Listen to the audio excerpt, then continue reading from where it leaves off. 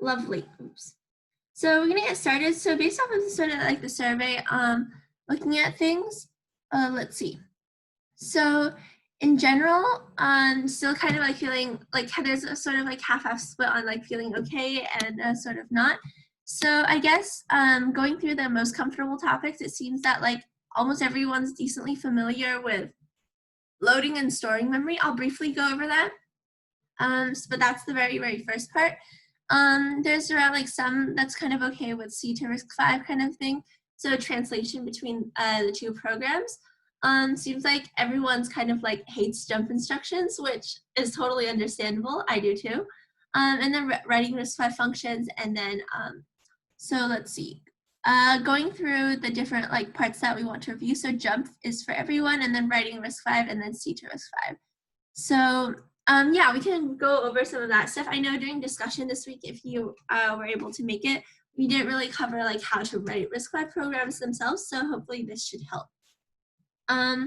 Okay, so the very first thing that I really want to cover is the jump instructions. So that's on page 3. I'll briefly go over like the different types again real quick, and then let's see. Okay, I'll briefly go over the different types, and then we'll go through some of the problems themselves.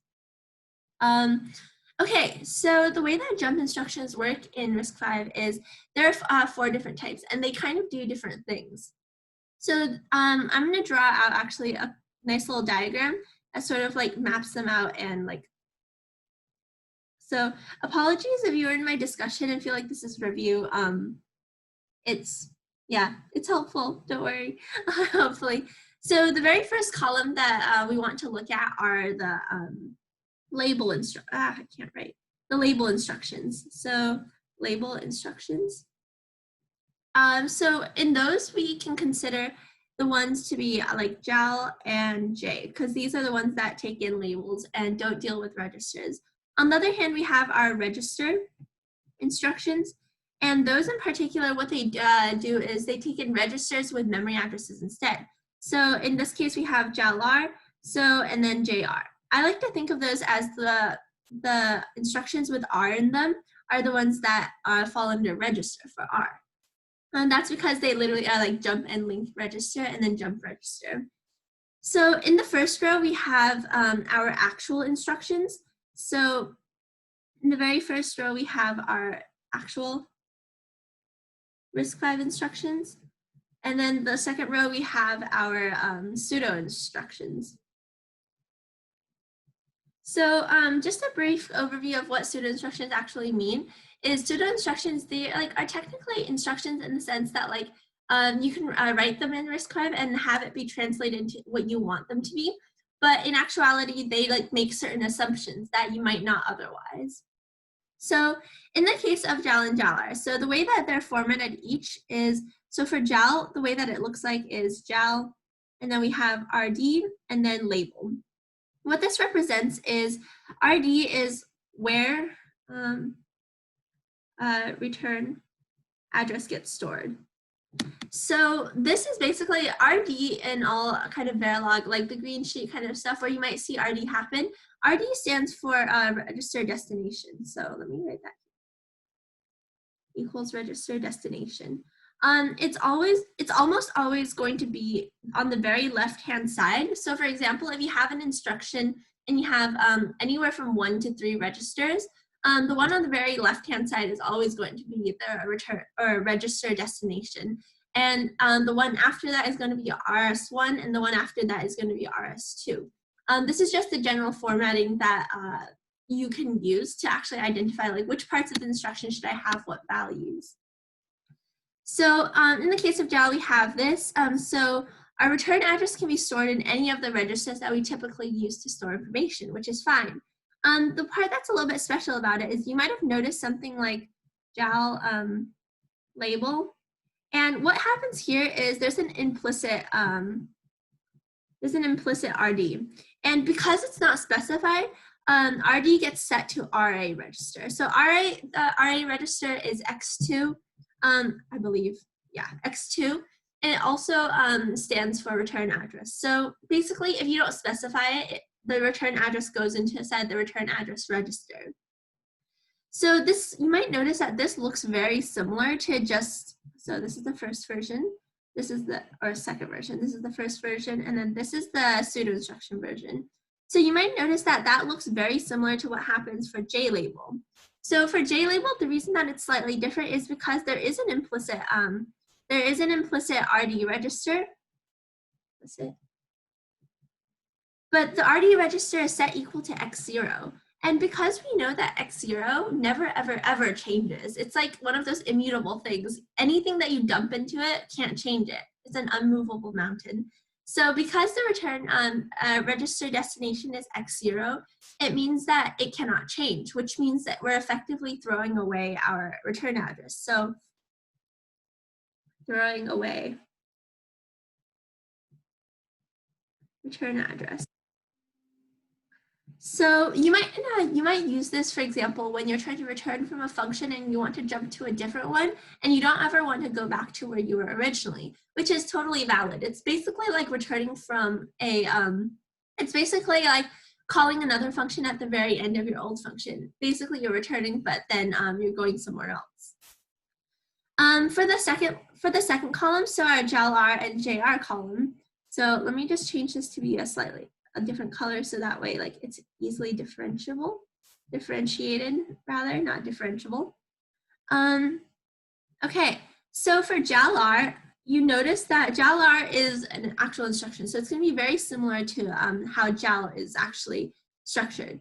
So JAL-R takes in a register destination where the return address goes, so return address goes here. And then it also takes in an offset, which is going to be some multiple of 4. So a multiple of 4. The reason is because what it's trying to offset is this argument register that contains a memory address. So this is some memory address. And the reason that this is important, that it's multiples of 4, is because in modern RISC-V that we're working with, all instruction addresses, all instructions are multiples of 32 bits, or in this case, 4 bytes. And so what happens is if you don't jump by a multiple of 4, given that you start from the originally like the right memory address, what's going to happen is you end up splicing a one instruction with another instruction. So imagine like if you had 32 bits here, then 32 bits here, and that's like 0 to 32, and then 33, wrong. 0 to 31, 32 through 63, and then 64 after that. So imagine like your first memory address was somewhere right here, and then so you're trying to get 32 bits. So essentially you're going to take it from here to here. So it's some undetermined set of bits that you have no idea what that means, because you're basically splicing different instructions together, which is really bad. That being said, it's also really bad if, like, for example, if you start from 0, so like at the right instruction boundary, and then you're like, okay, I'm gonna read in the 32 bits, cool. And then all of a sudden, I'm gonna jump like, I don't know, 5 bytes instead of 4 bytes. So like this is our next instruction, and then so you're instead of jumping to here, you're gonna be jumping to here, which again gives us the issue of having a spliced instruction, which basically is a no bueno in RISC-V or in any language, honestly. So that's why we want to have it on boundaries on multiples of 4, and everything is word aligned in that case. Okay, so that's our very first option for JAL-R. Our second option for JAL-R is very similar to just using JAL-label. It's going to be JAL-R and then RS1. So the reason that you can omit basically the RD and the offset is because without specifying them like earlier, we have an implicit RD, which equals the RA register. So anytime you don't specify it using the actual instruction name, it's going to be set to RA. That being said, there's also another implicit value, which is the offset. And if you don't specify it, the offset is going to be just set to 0. So which means that you're starting on the memory address that you specified, which is which is usually what you would want to do. So oftentimes you'll see JAL-R being used like this. The third way that JAL-R can be used is using JR, the pseudo instruction.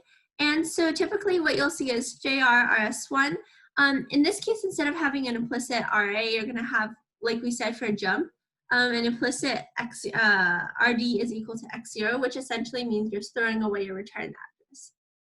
One of the most, and also an implicit offset is equal to 0.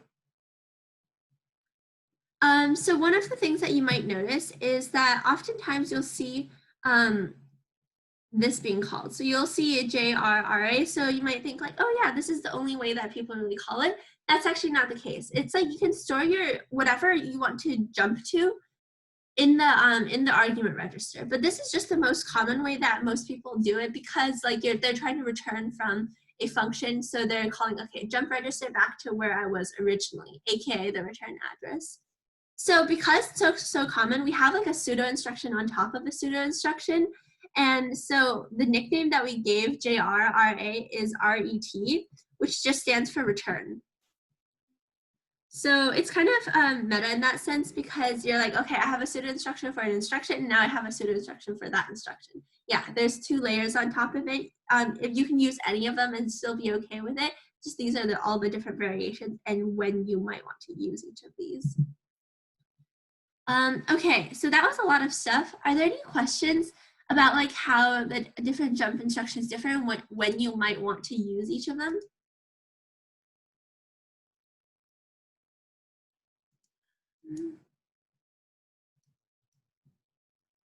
If there aren't, then let's move on to question 3. So I will, okay, I'll come back to this page if you want to copy anything down. I'll also send these notes afterwards, after section, along with the recording in case you want to go back. So I'm just going to move on to the third part right now.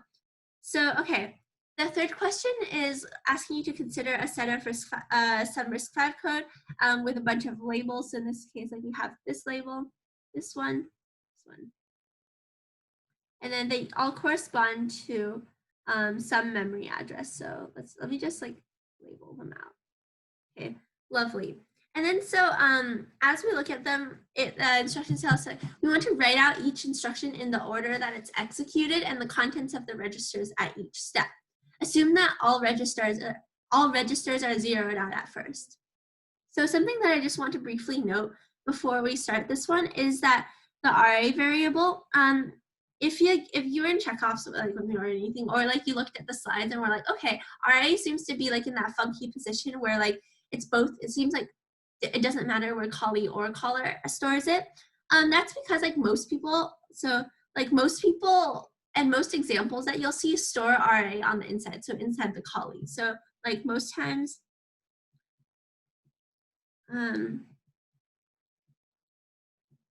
RA stored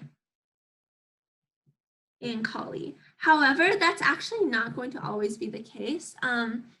In convention, it's technically like required that you store RA inside the or you store it inside the caller, or like before you actually make the function call. So just keep that in mind while you're doing this. Okay, so I'm gonna give you guys, so there's quite a few. So we're gonna start from the very, very top. So like as it's starting to execute from there.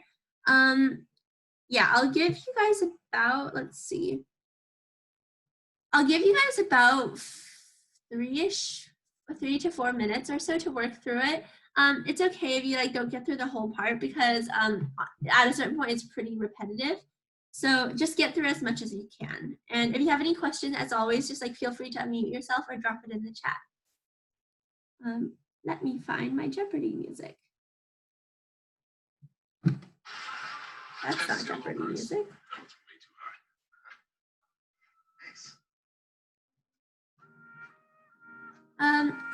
I'll pull up the previous set of notes just in case you want to notice like what's going on.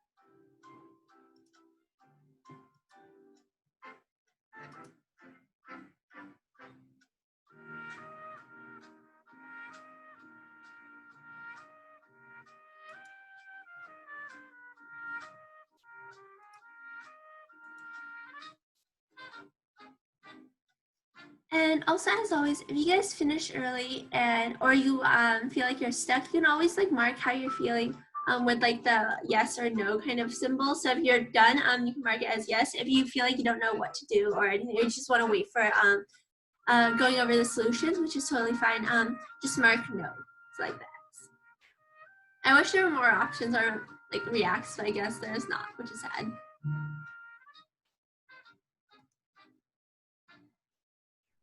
Sorry, my house sounds like it's going down. Not sure why.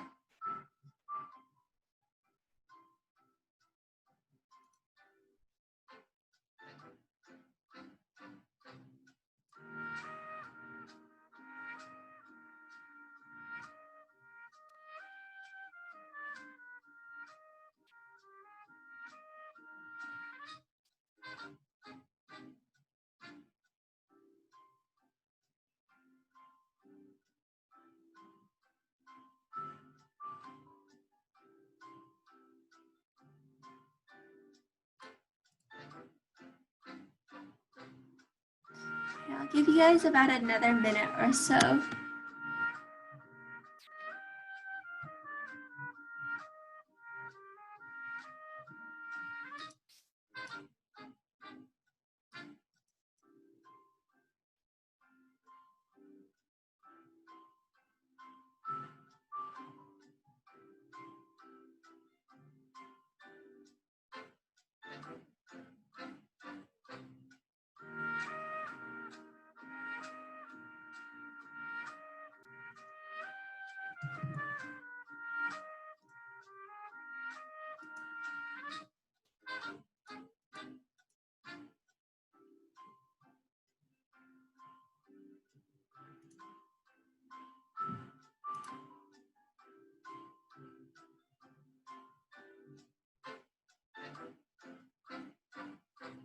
Okay, we'll start going over the answers now. It's okay. It's totally okay if you didn't get to finish all of it. It's quite long. It's really repetitive. There's a bunch of stuff going on, so that's totally okay. And as always, like if you feel like you know the answer or something, just like feel free to unmute yourself and shout out the answer. Okay, so going through these things one by one. So a couple of things that we are assuming. Everything at the very beginnings, like in this line, is zeroed out. So once we start at line, this one, actually, I'm just going to number it real quick. 3, 4, 6, 8, 9, 10, 11, 12, 13, 14. Okay, so make it easier to reference. So when we start at line 1 with the hex memory address all zeros, so we're starting our Anakin kind of a thing. So at the very beginning, our first address is like all zeros and everything. So after we do that, we add a 0. We're trying to add 0 to a 0. So like that doesn't really matter. So yeah. So now we move on to our second line. So our second line means our PC counter is at 4. So we have 0, 0, 0, 0. I can't fit everything in here. 0, x, 1, 2, 3, 4. 1, 2, 3, 4. So, and then let's check out what happens to our RA. So like when we jump to the RA, when we jump gel RA to try it, we know that a couple of things happen. So first and foremost is that our return address gets actually stored, or our return address gets stored inside the RA. However, this doesn't actually happen necessarily. This doesn't happen right away. So it doesn't happen like when we hit line 4. It happens after we execute line 4. So, or sorry, not line 4, line 2. So after we jump into try it, that's when the register actually obtains the value. So it might be like a little surprising, but everything sort of happens like in a sense at the same time or on the same same cycle. So during the process of jumping, that's when things are actually stored. So when you actually hit this instruction initially, so reading that instruction, the value is the same thing as it was prior to that.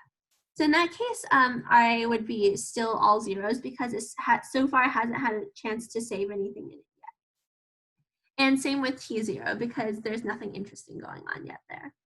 2, 3, 4. Okay, so now that we jump to try it, so Now we're at line 9. So we're right here. So once we hit this line, we know that like we're at memory address 20, which is pretty nice. Or I'm just going to say it in terms of hex instead of decimal value. So it's not actually going to be 20. It's actually 32. But we're just going to say that it's 20 because it's easier to read. 1, 2, 3, 4, 1, 2, 3, 4. Okay, so knowing that, what do you guys think our return address should be now? So let me zoom out a little.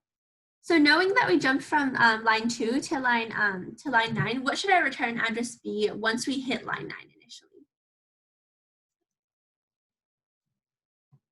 Any thoughts, potentially?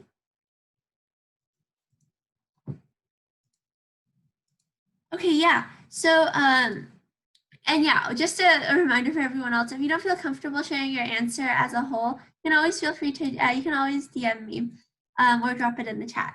So yeah, so our return address is going to be it's going to be 8.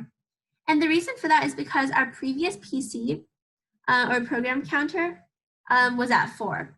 So because we that was our old location in memory, we want to be able to return to like the next line, which is PC plus 4. So in that case, it makes us 8. And because nothing interesting again is happening in T, we know that that's still all zeros. So I'm just going to have a downward arrow for that. So, okay, moving on from try it. So now we're at the next line. So our next line is all zeros and then 24. So okay, 1, 2, 3, 4, 1, 2, 3. Oh, 1 too many.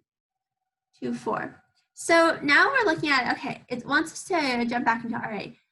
So nothing seemed to happen in between literally any of this. So we know that at least our T0 still remains the same, even though we're doing add T0, T0, T0, because T0 had nothing in it originally. So it was all zeros. Adding it to itself doesn't change it. So it's now it's still all zeros. So because nothing else happened, we didn't jump anywhere, we didn't do anything, we know that our RA is still going to be the same thing as it was earlier, so it's going to be 8, which is useful for us. Okay, wait, hold on, give me 1 second to make sure that like no notifications. Sorry. Okay. Okay, so that being said, now we want to actually execute this instruction. So jump register RA. So a couple of things to note here. There's a couple of things going on that's a bit different from earlier. So like earlier we had the JAL RA try it, so we know that it's storing it inside RA. However, now we know that we're using the pseudo instruction, which from earlier we know has a couple of different properties. So if we're jumping back to RA, so like we're jumping back to line 3, so hex 000000008, because that was our old return address. What is our RA going to be now? What do you guys think it's going to be? Any thoughts?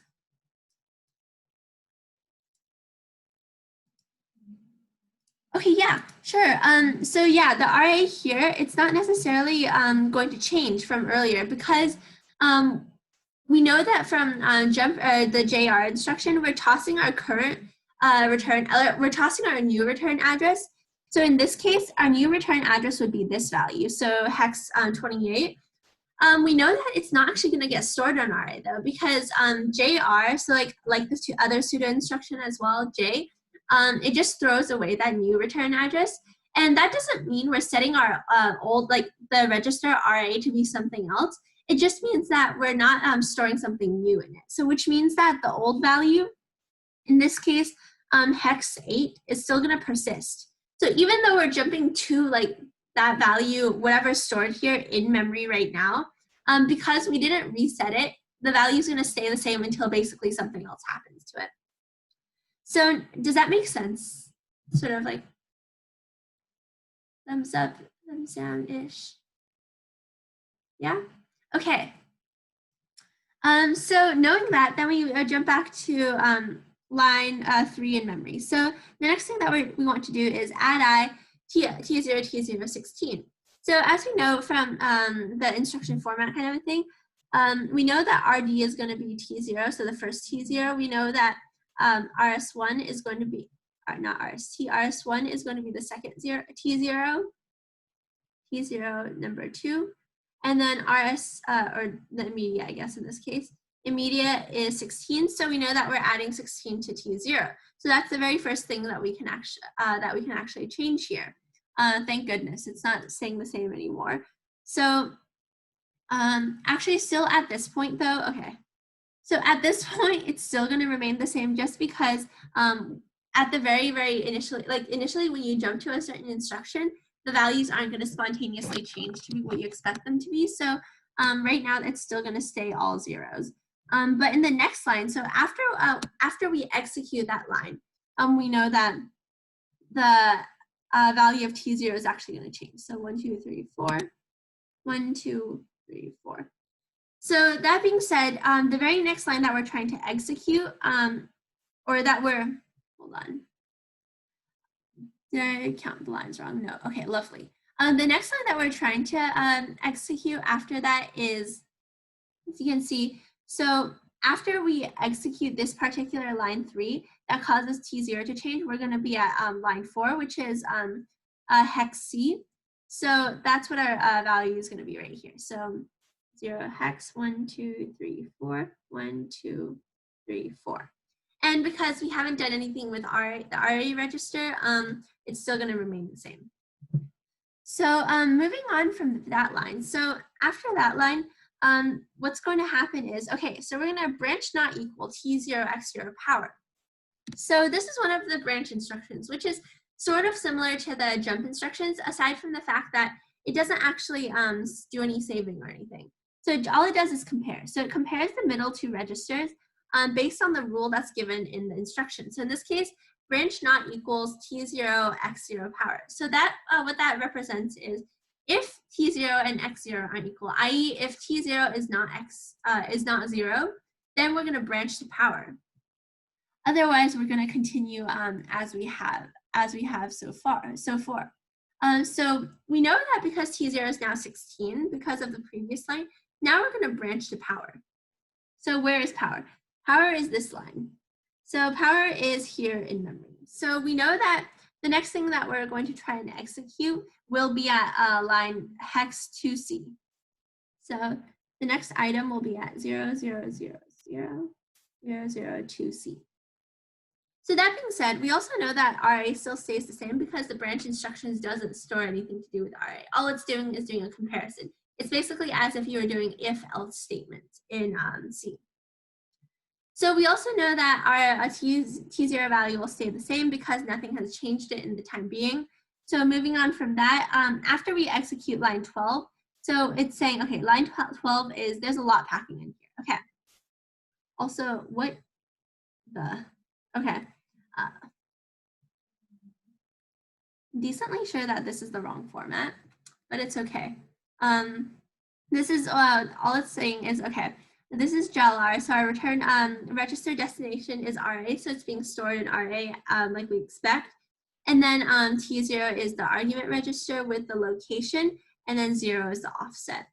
I'm like 99% sure it's supposed to be written like JLR, RA, and then like that, but don't quote me on that. So, okay, after we execute this particular line, we know a couple of things are going to change. So we know, first of all, that we're going to jump register to whatever's stored in T0. That means that T0, because it has 16, we're going to be storing, or we're going to be jumping to line 5 in memory. So keep that in mind. Our next instruction is going to be 0 hex 0, 0, 0, 0, 0, 0, 1, 0. So that's the first thing that we know. The second thing that we know is that the next RA is going to be stored inside the register RA. So the next thing that's the next line is all zeros 3, 0.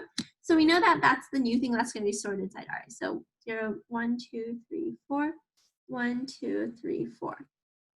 So and then we also know that because T0 hasn't changed because nothing has manipulated yet, we're just using it, it's going to stay the same. So that's a lot of staying the same for T0. So the next thing that we are doing is we're executing now line 5. So let's switch a color just to make it a little more So now we're executing line 5. So line 5, what we're trying to do is we're going to be jumping to high ground. However, we know that while we're on this particular line, nothing's actually going to change, which means that while we're at line 10, things are going to stay same for another cycle or so. And the reason is because nothing has yet gotten stored. So after we execute line 5, we know that things are going to change.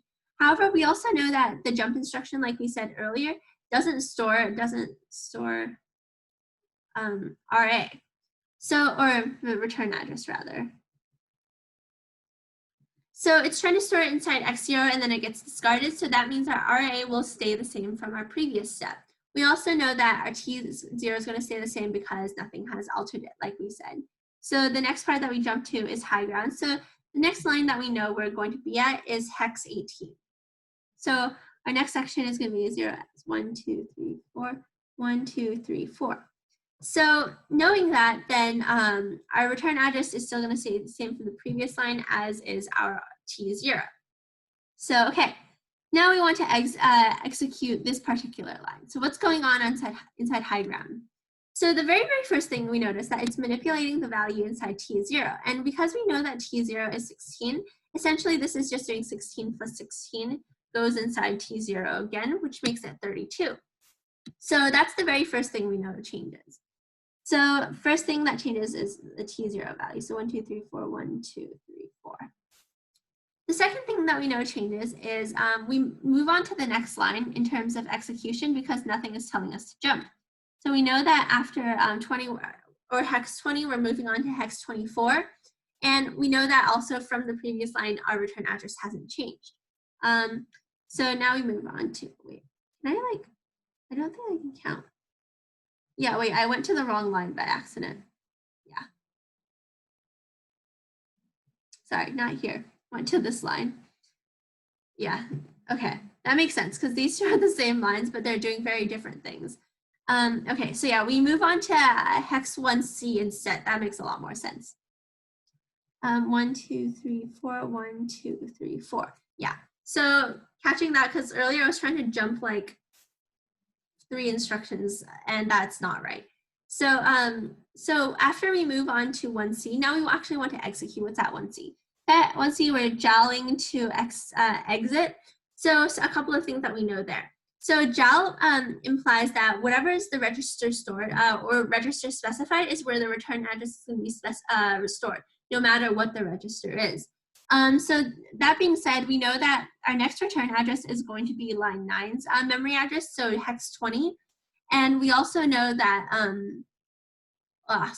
we also know that that's not actually going to be RA that's storing it, if that makes sense. So RA itself is not going to change, but the new return address is going to be stored inside T0, so in this line. But because it was already hex 20, it's not going to change from before. So it's going to still stay the same, but it would have been stored in there had it been something else. So like had this been like 16 or something, this would have changed into hex 20, but it wasn't hex 16. So I'll just erase that. And then so because we're jumping to the very last line, we know that's line 14. So our very last instruction memory address is going to be hex 34. 2, 3, 4. Okay. So that's the lowdown on how all this jumps throughout memory. That was a lot to take in. Are there any questions about anything related to the section whatsoever? Like anything about the jumps, anything that's like confusing about what's going on for each of the jump instructions and things like that?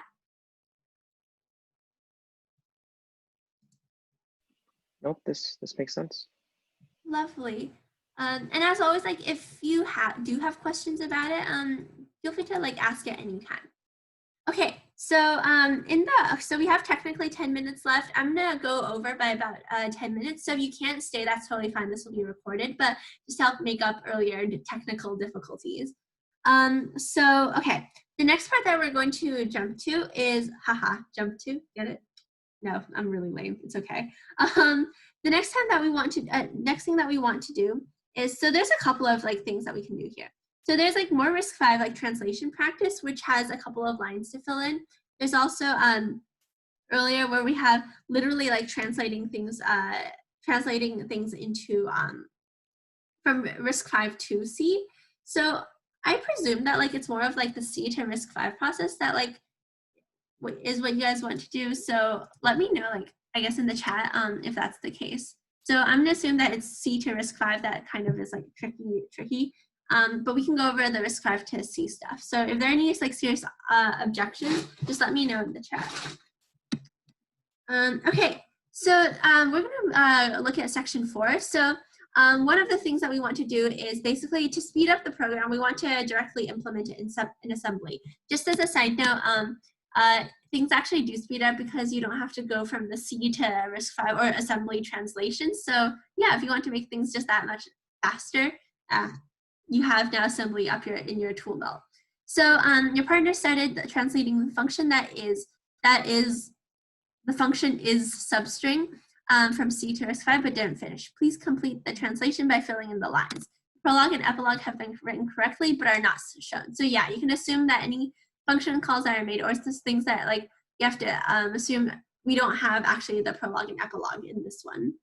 So okay, so I will give, okay, so I'm gonna like keep it here. I guess a couple of things to point out before like anything happens is, so in RISC-V, everything happens like one after the other. So which means that if there's no jump instructions or no break instructions or not break, branch instructions or anything like that, all the instructions will happen sequentially.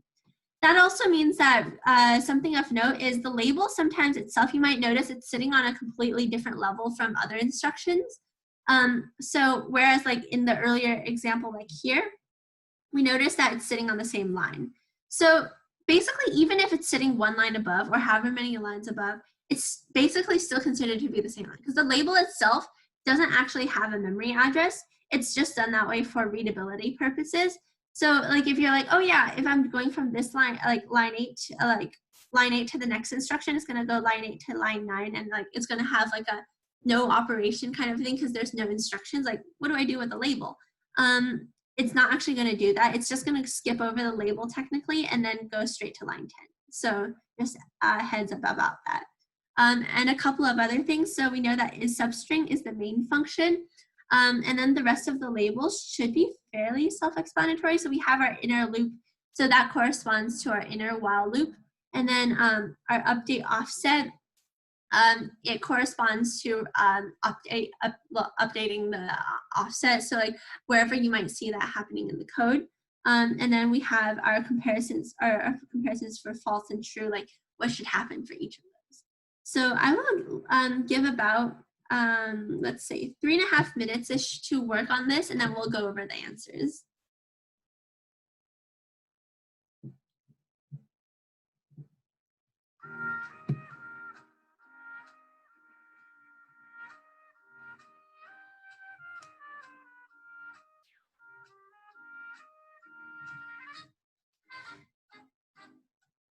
And yeah, as always, if there's something that you're confused about, just let me know and I will clarify as best as I can.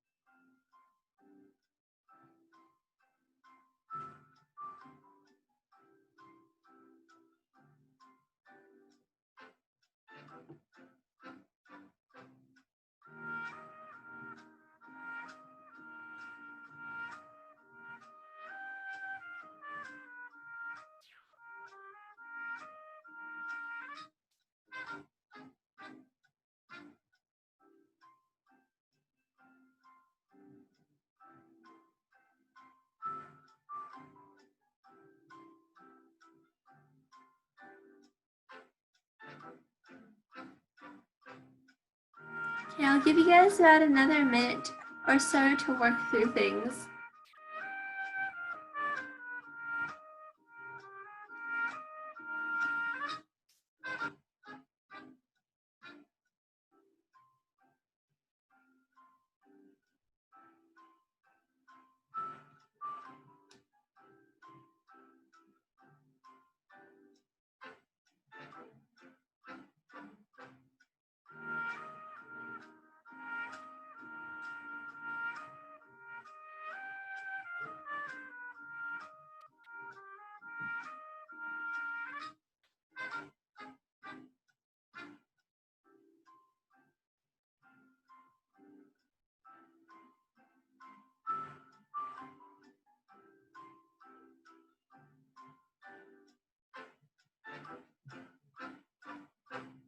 Okay, so we'll start going over parts of this question now. So don't worry if you didn't get to everything. It's totally okay. It's a little long, this one. Okay, so some things that we want to make note of when we're looking at the C code is, okay, like which variables already exist. So those are the ones that we would want to pay attention to. So, so when we're looking at this, when we're looking at this, so going from is substring at the very top, so we're going to go through and sort of like think about like what each of these things are actually, what each of these are actually meant to do. So a couple of things first. So we're assuming that the prologue and epilogue have already been kind of declared, so that's totally fine. So something that we always know is they didn't specify in this question, but we always know that arguments are passed in inside the A registers, which also means that we're starting from A0 and building up. So for example, if we have 2 arguments, potential arguments, we use A0 and A1. And then if we have 3, then we use A0, A1, A2, and working up like that. It's just convention. Same with working with safe registers and temporary registers. There's very few reasons why you might like start in the middle. One of the reasons might be like you're trying to match it up with something else so that it's easier to organize. So in this case, we know that we have 2 arguments. So we have string 1 and string 2. So we know that like in the C code, like in the C code part, they said like return 1 if S2 is a substring of S1, yada yada. Those look like registers. But we also know that those can't be the registers we're talking about because S registers aren't passed in as arguments. So we can't assume that those, like, we can't assume that they'll be in the S1 and S2 registers for the arguments. Okay, so in this case, like we can just sort of tell, okay, A0 holds string 1, so I'm going to use string 1 instead. And then A1 holds string 2. So one of the major things that you want to recognize is, okay, we have these 2 strings. Now, why are we moving them to actual saved registers? So like you notice here, we're using S1 and S2 is to help correspond to our C code.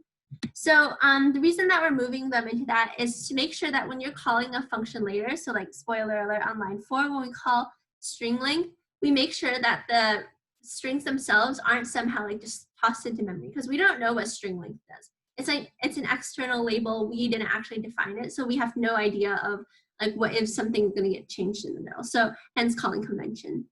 So we know that for all functions, like given the fact that like they don't have some whack number of calls or something, we know that the arguments are passed in like 0, 1, and 0, 2. So if we string 1 argument, so for example, string length here only takes in 1 at a time, we know that it'll take in at A0. Yeah, no worries. This will be recorded if you have to go. So I'll send out the recording as soon as I get it posted.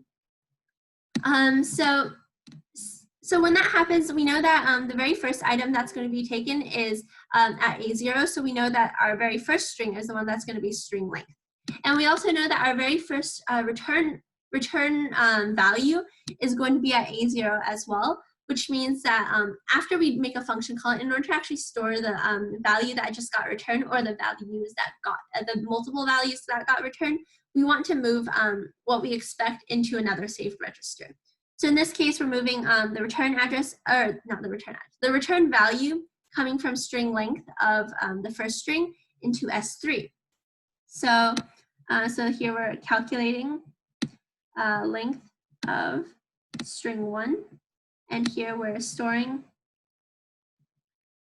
length of string 1 in S3. Just as a side note, this is kind of like a PSA for writing or dealing with RISC-V. Even if you're writing your own code, I would still recommend like doing comments of some sort like this on the side, just because it'll make your life a lot easier when you have like tens of, like maybe about like 100 lines of RISC-V to deal with. And so it also makes like debugging in office hours that much easier and painless for you. Okay, so the very next thing that we want to do is we want to calculate the string length for our next one, so we go through the same process. We move the string because we don't know if A1 got changed, or we want to move it into A0 as an argument. So now we move it into A0. Move string 2 into argument register. And then now we call string length on it, so length of string 2. And then so now we're like, okay, we have both of them. So the two things that you want to do is, okay, normally I would just store the A0 into, we normally just want to store it into, what's it called?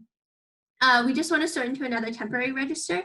But the reason that we're actually going to be doing a sub instruction here is because like it sort of corresponds to what we want here. So we're calculating the offset here. We're doing length 1 is minus length 2. So we're doing the length of our first string minus the length of the second string. That might be negative, it might not be. So in this case, we're assuming that, yeah, there are a couple of assumptions being made that S1 like is greater than S2 in terms of length. So otherwise we would never like exit this condition, which would be really bad. But yeah, that's just an assumption that's made. Yeah, I don't think that was said. Okay, so knowing that, we also then, we know that the length of S1 or string 1 is stored in S3. So why does S3 come first? Shouldn't it be like, oh yeah, A0 minus S3 is put in S3? Not actually the case. We want to make sure that we're referring to our green sheet whenever we're writing these things, because we know that going from left to right, the order is always going to be register destination, RS1, and then RS2. So you'll notice on the green sheet that it says the sub instruction will be RD is equal to RS1 minus RS2. So in this order is correct for what we want to do. So this gets offset length of S1 minus length of S2, assuming this is greater than the other one. Okay, so now we hit our next portion. So our next portion is the outer loop. Oh, that's something I forgot to highlight. So we hit our outer loop, and we know that this is our while loop. So a couple of things that we want to notice. So our while loop, it takes in the condition of while offset is greater than or equal to 0, we want to continue. Otherwise, we want to exit. So what does that translate to inside our actual function itself? So okay, so what do you guys think should go in this line? Any thoughts?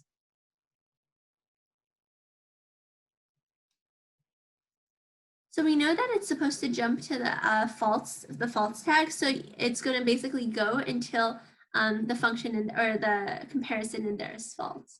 So what instruction could we use for that?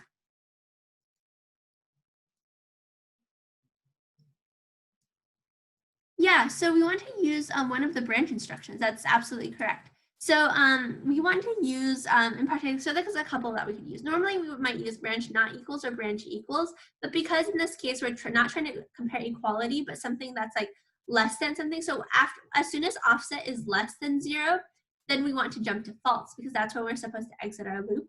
So the instruction that we can use for that, let me write it in bright pink, would be branch less than. So what this implies is we're going to branch when a certain register is less than something else.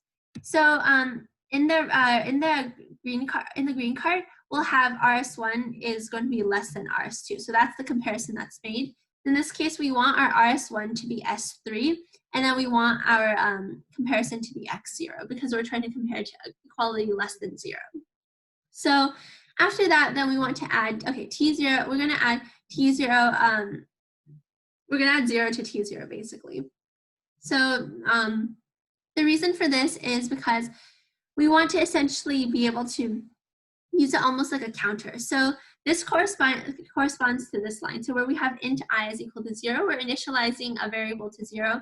I is going to be equal to t0 in this case. So t0 is equal to I, is defined as I.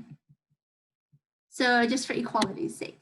So now we go into our inner loop. So what happens in our inner loop? So in our inner loop, we compare while we're accessing S0 or S1, so string 1, while the offset plus 1 or plus whatever counter that you have is equal to S2, then we want to increment the counter by 1. So how do we accomplish this? So we have to do a couple of setup things before we can actually do a comparison, because we can't, unfortunately, we can't do all of this in one instruction. So the very first thing that we might want to do is, so looking at this, we have, okay, we want to add S3 to T0 and put it in T1. So this corresponds to our very first item of identifying the index. So this corresponds to I plus offset, because we know offset is in S3. So now we're storing that inside T1. So I'll move that over. So T1 is equal to I plus offset. So that gets our very first thing. The very second thing is, okay, now we have T1 and we want to actually be able to index at a particular spot. So we notice that a couple of things happen. First and foremost being, it's impossible to actually index with something in a register. So as in, like, there's no, like, for example, when you do load word, so like T0, there's always an immediate here. It's impossible. So like trying to do something like this, like say S3, A0, this is not okay. Like you can't do that. And the if you try to do that, it'll give you an invalid instruction, because that's not something that's supported by RISC-V, at least not in this version. And so then that kind of presents a conundrum. How do we get that value out into an immediate? So this next line helps solve that. So this next line we notice is taking whatever T1 that we had, so our indexing value, we're adding it to S1, which is holding the pointer to the first element of the string, because we know strings are just character arrays. So essentially what it's doing is S1 was initially pointing here. Let me zoom out a little and move this. So we know S1 is initially pointing to like the very start of the character array.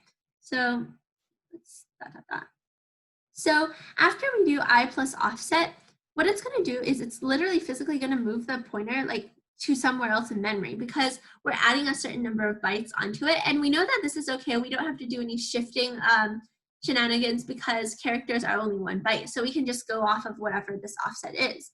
So after we move it to a certain place, which is done, so right here we're moving S1 pointer to specified offset plus I.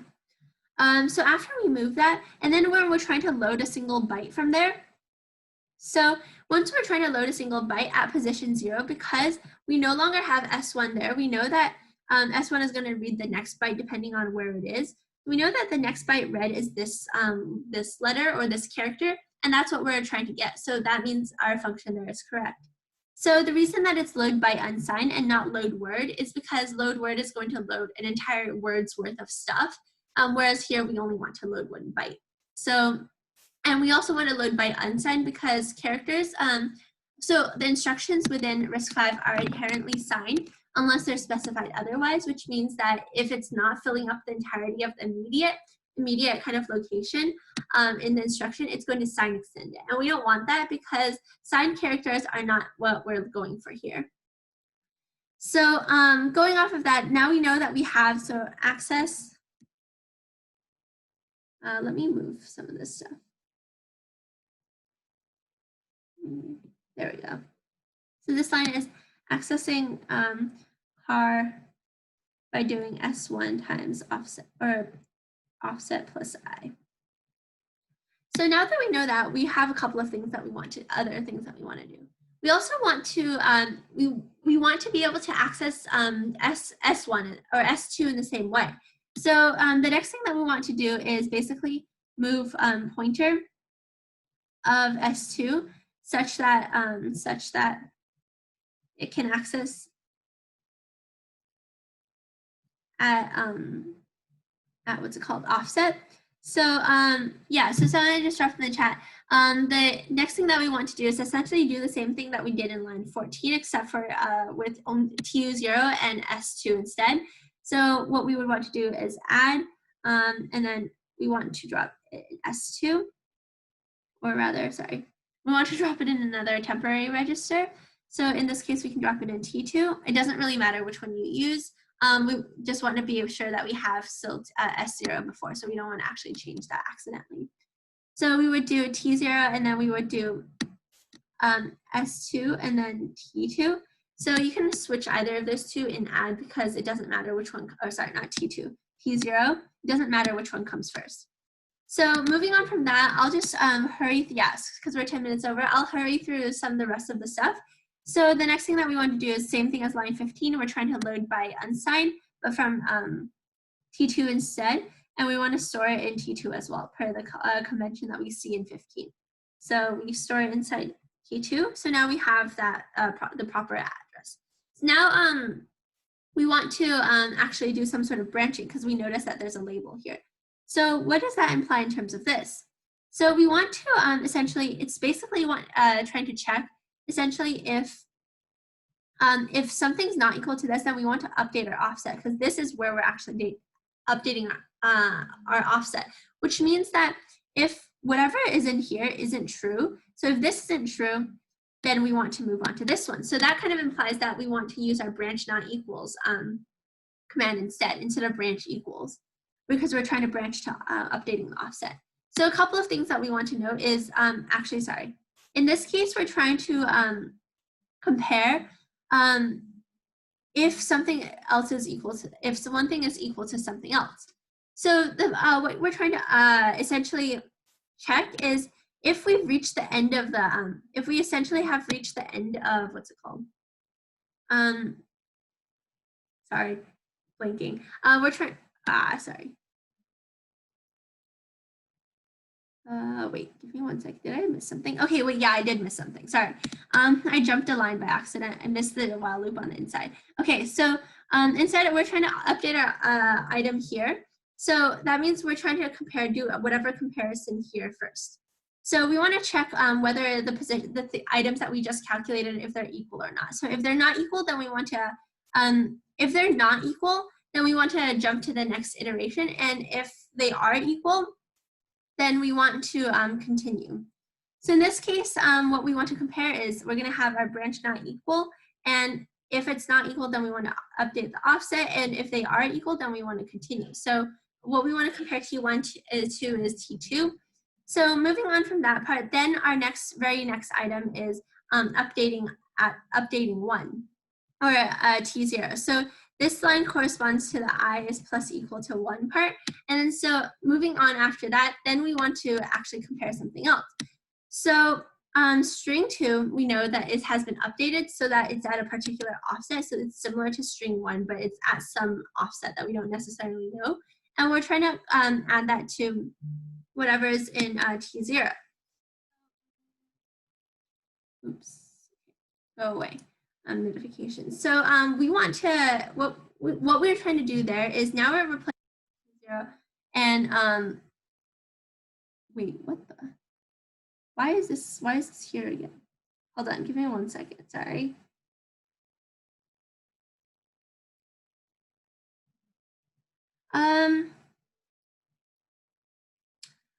Okay, I am going to put this out there, and I think this might be an extraneous line, because we do the exact same thing on line 16, and we theoretically don't need to do the same thing again. Otherwise, you're trying to offset again. So like if we notice here, oh wait, okay.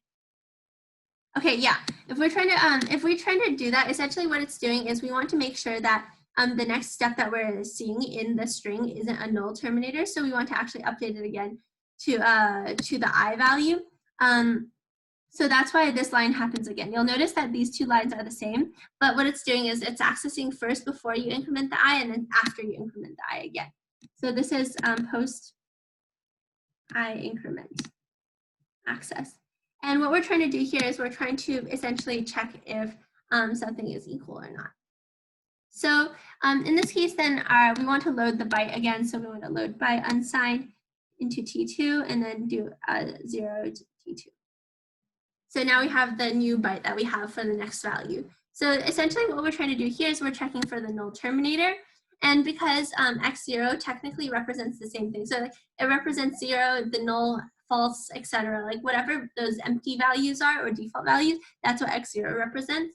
So in this case, if we want to compare T2 to a null terminator, we can just have x0 here.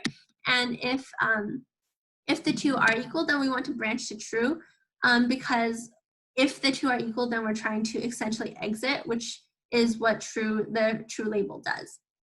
So if it's not though, then we want to gel into our inner loop again. And you notice that we're trying to set it to x0, like the return, just a register return is x0, because we don't care about our next line there. Because all of the stuff after that is just different labels that we're trying to jump to. So we don't actually need to know what our return address is, because it's supposed to keep going until it hits something that causes it to exit at some point. So that's why RD is set to x0 here. Another way that we could have written that is we could have just written J inner loop. So if you're ever wondering, oh, why did they write it this way instead of another way? Probably just like they wanted to. That's just the only reason. So now, okay, we want to, a couple of things. We want to update the offset. So we know that S3, back from way back, so S3 somewhere from back here is the offset value. So it's this value. So this corresponds to this line. So trying to update the offset here. So yeah, this is our while loop. There we go. So we're trying to subtract 1. So we have our subtracting 1 here, but we also have a couple of other things that we're trying to do. So essentially what it's doing is, okay, well, if after we do the offset, then we're trying to jump back into this bigger while loop. So after we do offset, we're going to basically do the same thing that we did inside this small inner while loop, and we just want to jump back to the outer loop. So in this case, then we just want to do J outer loop. And we also don't want to save the return address because we don't really care about returning to the next line, since it's supposed to continue until we're done, basically. So the next line after that is what happens when we're false. So remember, just as a kind of heads up, false corresponds to, let's see, where is it? False corresponds to this line. And this line is comparing if RS2, or if the length is essentially going to be less than 0. So that corresponds to basically saying that this line is false. So if this line is false, then a couple of things we want to do. We want to first return 0, and then we want to exit the function. So what happens inside here? So we want to XOR, okay, now XOR A0 with A0 and then something else, and then we want to call N. So the one that what we want to do is essentially we want to basically load the value 0 into A0 in order to actually exit. So this is like a funky way to do it, because if you XOR the same thing, you're going to just return all zeros. An easier way that you could have done that is I don't know, you could have loaded the immediate, so like load immediate into A0 of 0. That could have been an easier way to do this line, but if they say like we need to use XOR, then this would be the way that we would want to do it. The reason being, they didn't specify like what happens in end here, but in end, what usually happens is like the return call ret. And this is sort of like the equivalent of creating a way to like cleanly exit. So normally you might see like e-calls happen in here, like for ends and stuff, or like a specific like tag that says exit or something. And that's because we don't want to use e-calls directly without something wrapping it. In our case, ret functions fine, because we can just jump register and return to where we were originally, and we're going to just assume that whatever is in the register is okay. Normally what you would probably want to do is like do some sort of exit or something like that, and you'll notice that in whatever file it defines exit, it'll tell you what do you need to load into the arguments in order to actually make this work. So okay, now our next line is, okay, we're going to jump to gel end, and because our return address hasn't been saved, it's fine, because we don't want to return here. Now the very next thing that we want to look at is the true one. So they give us true, but let's just take a look at what it's doing. So true is defined or used on line 22, and it's branching equals if t0 is equal to x0. So that's the equivalent of basically checking for if this next character is a null terminator. And you notice that what they want to return is a 1 instead of a 0 this time. So like earlier, what we were doing is we're loading a0 with 0 because we're trying to return a 0. Here we're trying to return a 1. So that is essentially why they do add I, x0, 1 into a0. So another way that you could write this is you could have, sorry, I'm just breathe. You could do load immediate and then a0 and the 1. So that makes it easier. So, okay. That was going through a really, really long function step by step, and we are definitely over time. Are there any questions about like anything throughout this process, or like about RISC-V in general that I can answer in like the next minute or so, or minute or two? Or anything else that you're worried about with like this kind of module overall? Hopefully this section helped like clarify some of the tricky concepts in that. How are you guys feeling now? Like, can you guys like message me individually or like in the main chat or whatever, how you guys are feeling about it now? Just to sort of get a gauge on how things might have changed.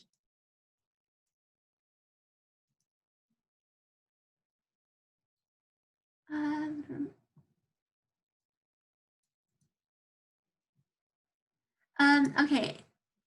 Yeah, that's great to hear. Glad it was helpful. If you guys are still confused about any topics or so, supposed to be topical notes released soon. And also, if you guys are worried about anything else with regards to the course, just feel free to like contact course staff at any point. So like anyone on the email on the staff page, or like someone you're comfortable talking to. So that way, if there's like something that's still confusing you, or you're worried about like homeworks or projects or something, you have someone to talk to. With regards to calling convention stuff, yeah, calling convention can be still confusing. Unfortunately, this worksheet didn't have something specific for that. But if you go over discussion 4 from class, that has some really, really good stuff about calling convention. And the recordings for this week should be already up. So if you need something to like guide through that thought process, that's a really great place to look. Hopefully RISC-V feels a little less formidable now. I know it's still like kind of a struggle, but hopefully it gives you guys like the confidence to tackle project 2 and other stuff along the way. So yeah, I'm gonna stop the recording now.